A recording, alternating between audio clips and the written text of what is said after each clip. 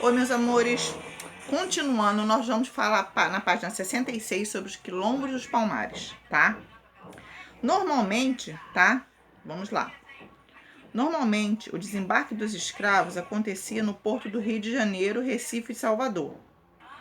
Os escravos eram levados às lavouras de cana-de-açúcar e também de café, posteriormente para as minas e depois para as minas, né? Na fazenda de gado, realizavam os mais diferentes serviços. Trabalhavam em atividades domésticas, na casa grande com os seus senhores e até mesmo eram grandes ferreiros. Nas cidades, eram explorados como vendedores, carregando frutas e comidas produzidas pelos seus donos. Para não fugirem, né, eles traziam cangas no pescoço, igual aquelas cangas de burros, assim, de madeira, né? Eu vou procurar foto e vou deixar para vocês verem como era. Vamos lá. Quando aqui chegaram, tinham até de seguir a religião dos seus donos. Os donos queriam obrigar eles a tudo, né? Até mesmo a sua religião, que era o catolicismo. Muitas mulheres passavam as suas mucamas cozinhando, cuidando da casa, lavando a roupa, ou seja, fazia tudo. Para muitos senhorzinhos e sinhazinhas, né, as escravas tornaram-se mães pretas de ama de leite, pois amamentavam os filhos dos seus donos. Porque, querendo ou não, a raça negra ela é muito mais forte do que a nossa, do que os brancos, né? A nossa não, os brancos, porque o meu também é meio misturado. Todos nós brasileiros somos, né? Mas a raça negra é muito forte. Então, o que eles faziam? Botavam as amas de leite, elas tinham seus filhos e amamentavam os seus filhos e os filhos dos senhores, né? E eram chamadas de ama de leite, tá? Muitas vezes os escravos atacados era por banzo. Banzo naquela época era depressão. Então a depressão já existia há milhares de anos atrás. Só que era chamada como banzo. Devido aos seus maus tratos, fugiam, mas eram perseguidos pelo capitão do mato. Lembra que a tia falou? Uma espécie de feitor que administrava o trabalho de escravo e aplicava castigos de desobediência ou fuga. E esses castigos eram que amarrava eles no tronco, né? E açoitavam eles muito, até desmaiarem. Quando conseguiam fugir, criavam os quilombos, entre os quais o mais importante foi o Quilombo dos Palmares, na Serra de Alagoas, Pernambuco. Foi assim chamado porque no local que estava havia muitas palmeiras, tá? Aí aqui atrás, ó, vocês vão ver o Quilombo dos Palmares, né?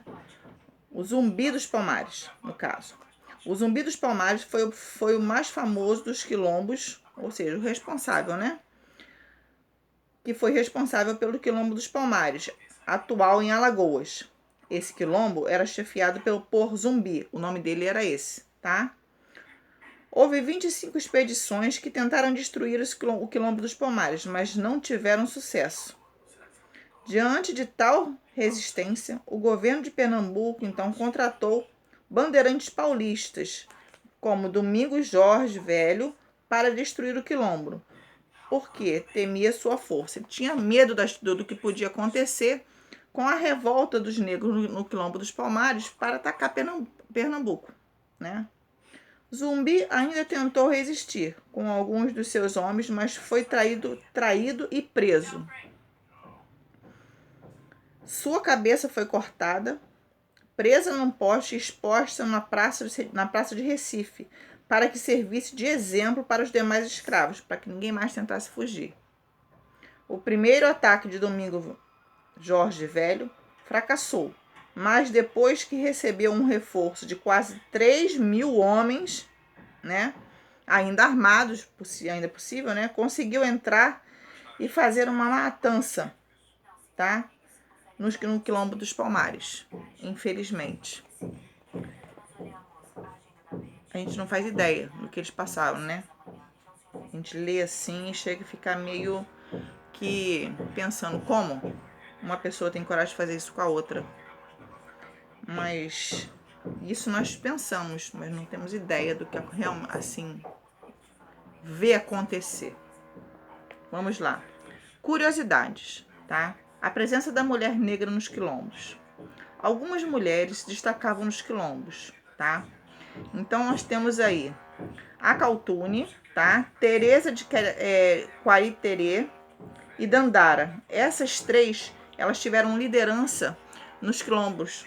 Elas tinham uma força muito grande, né? Após Zumbi ter sido morto, elas começaram então a crescer a sua força, né?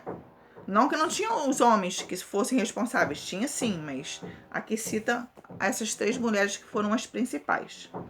Vocês sabiam que as mucamas, se eles vissem elas falando alguma coisa e achassem que fosse fofoca, colocavam uma batata para ferver ou então um ovo, tá? Aí botava na água para ferver. Quando tivesse fervendo, eles pegavam aquele ovo, mandavam elas abrirem a boca e colocavam aquilo pelando, né? Bem quente, da água fervendo dentro da boca, para poder queimar a boca delas todinha, a língua, céu da boca e tudo, para nunca mais fazerem fofocas.